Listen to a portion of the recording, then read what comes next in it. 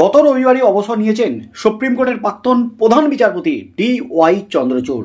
2 বছর প্রধান বিচারপতি পদে এবং 8 বছর সুপ্রিম কোর্টে থাকার পর অবশেষে অবসর নিলেন সুপ্রিম কোর্টের প্রধান বিচারপতি DY চন্দ্রচূড়। আর তারপরে কিন্তু গত সোমবার থেকে বিচারপতি চন্দ্রচূড়ের সুপারিশ অনুযায়ী বিচারপতি সঞ্জীব খান্না প্রধান বিচারপতির পদে বসেছেন। আর প্রধান বিচারপতির পদে বসেই কিন্তু একের পর এক চরম সিদ্ধান্ত, বিচারপতি চন্দ্রচূড়ের সিদ্ধান্তে বদল আনা সহ একাধিক সিদ্ধান্তে কিন্তু গোটা দেশকে পুরো একেবারে নাড়িয়ে দিয়েছেন জাস্টিস খান্না। আর তার মধ্যেই কিন্তু এবার প্রধান বিচারপতির চেয়ারে বসেই অ্যাকশন শুরু। এবার কিন্তু কড়া পদক্ষেপ সুপ্রিম কোর্টের, রাজ্যের বিরুদ্ধে একেবারে কড়া অ্যাকশন। রাজ্যকে সরাসরি নোটিশ পাঠালো সুপ্রিম কোর্ট। সুপ্রিম কোর্টের নির্দেশকে কার্যত বুড়ো আঙুল দেখিয়েছে রাজ্য, এমনই কিন্তু অভিযোগ।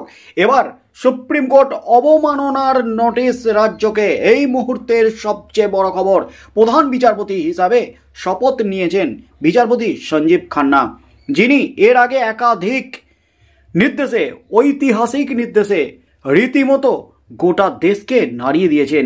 সেই বিচারপতি কিন্তু এবার প্রধান বিচারপতি এবং সমস্ত মামলার দ্রুত শুনানির ক্ষেত্রে কড়া নির্দেশ দিয়েছেন, কড়া বিবৃতি জারি করেছেন সুপ্রিম কোর্টের প্রধান বিচারপতি। আর এবার কিন্তু রাজ্যের একটি মামলায় একেবারে চরম নির্দেশ সুপ্রিম কোর্টের, সরাসরি রাজ্যকে আদালত অবমাননার নোটিশ। এই মুহূর্তের সবচেয়ে বড় খবর, হাতি তাড়ানোর ক্ষেত্রে সুপ্রিম কোর্টের নির্দেশ না মানার আদালত অবমাননার মামলায় পশ্চিমবঙ্গকে নোটিশ পাঠালো সুপ্রিম কোর্ট।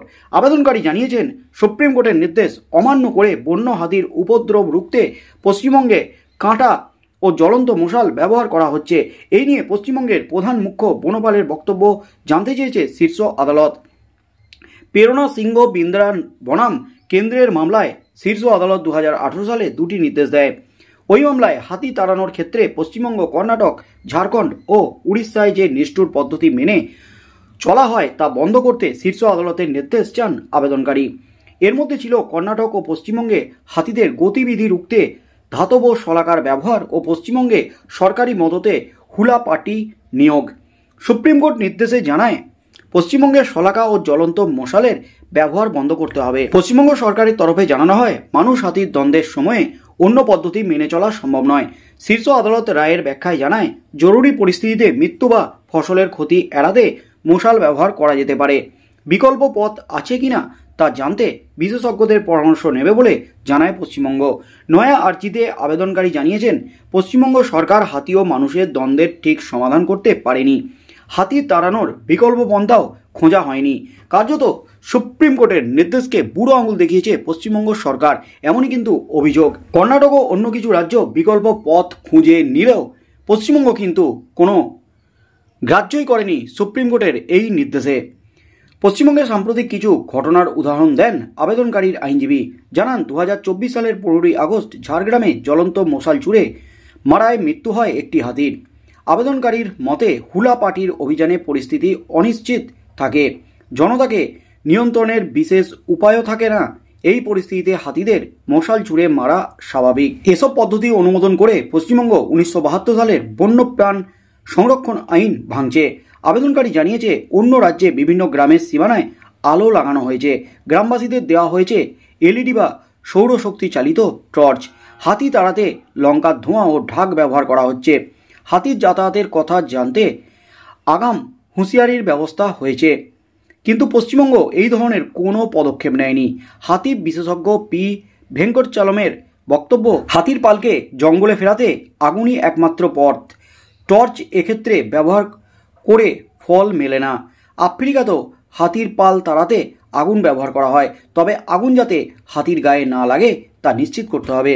দেখতে হবে হুলা পার্টির সদস্যরা উত্তেজিত হয়ে যাতে কাঁটা না ছোড়েন।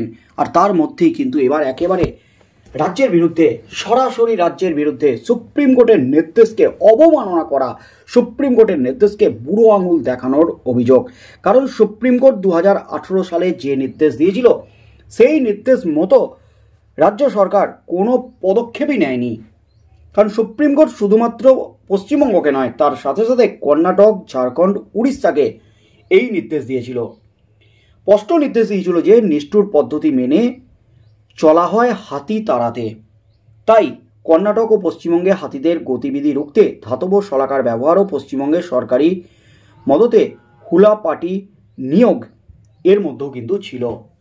তাই এই নির্দেশ, সুপ্রিম কোর্টের যে নির্দেশ, সেই নির্দেশ দেওয়ার পর অন্যান্য রাজ্যগুলি, কর্ণাটক, ঝাড়খণ্ড ও উড়িষ্যা সহ এই সমস্ত রাজ্যগুলি যাদের বিরুদ্ধে অভিযোগ ছিল তারা কিন্তু বড় পদক্ষেপ নিয়েছে। তারা অন্য উপায় খুঁজে নিয়েছে হাতি তাড়ানোর জন্য। কিন্তু পশ্চিমবঙ্গ অন্য উপায় খোঁজা তো দূরের কথা, সুপ্রিম কোর্টের নির্দেশকে গ্রাহ্যই করেনি।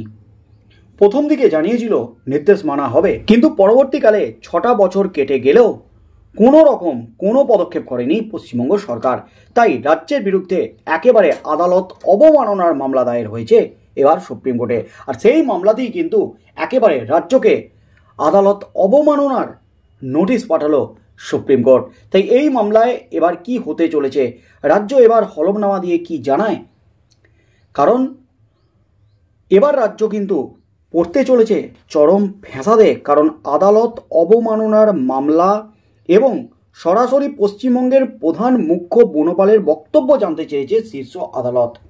সঠিকভাবে যদি তাদের বক্তব্য জানাতে না পারে তাহলে কিন্তু তার বিরুদ্ধে রুল জারি পর্যন্ত করতে পারে, এই আধিকারিকের বিরুদ্ধে রুল জারি পর্যন্ত করতে পারে সুপ্রিম কোর্ট। তাই আগামী শুনানিতে কি হতে চলেছে, যে নোটিশ পাঠানো হয়েছে সেই নোটিশের উত্তরে মুখ্য প্রধান বনপালের কি বক্তব্য জানায় রাজ্য সরকার, হলফনামায় কি তথ্য সামনে আসে, সেদিকেই চোখ থাকবে গোটা রাজ্যের।